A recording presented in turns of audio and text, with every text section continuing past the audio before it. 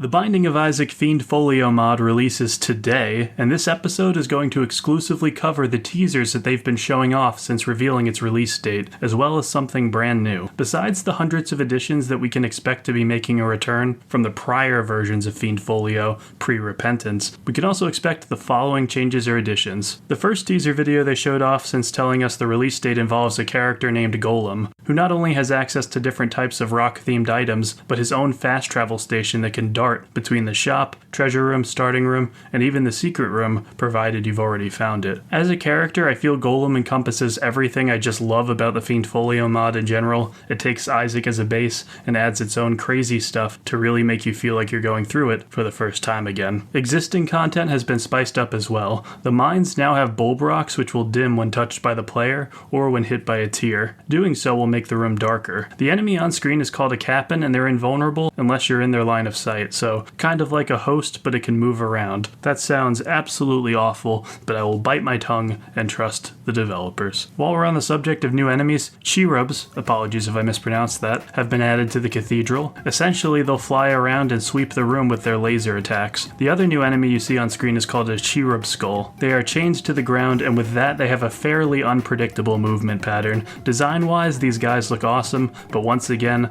I'll have to wait till I have my hands on it before I can say if they're fun to fight. Outside of enemies, we have a new consumable type too. Trial discs will give you 3 to 5 passive items for a 1-minute duration, perfect for using right before a tough boss. This video I'm showing now has my personal favorite thing I've seen in these recent teasers. The snow globe looks pretty cool in that it can rearrange the rocks in a given room, but what I'm most excited for is the Infinity Vault, which basically acts as a Dig Dug styled way to pump damage into your opponents once you manage to hit them. Both of these items look like they must have been a programming nightmare, so again, kudos to the Fiend Folio team for this one. Moving on to the next teaser, we have another original character that fits into Fiend's own personal lore. Essentially, she can't touch walls, and she's able to fall into pits. This, on top of the fact that you can only get broken hearts, means that this obviously is only for the people out there who want a really tough challenge in their Isaac runs. It certainly won't be the first new character I try, but I'll at least give it a glance at some point in the future. Back to the brand new thing I mentioned at the beginning of this video,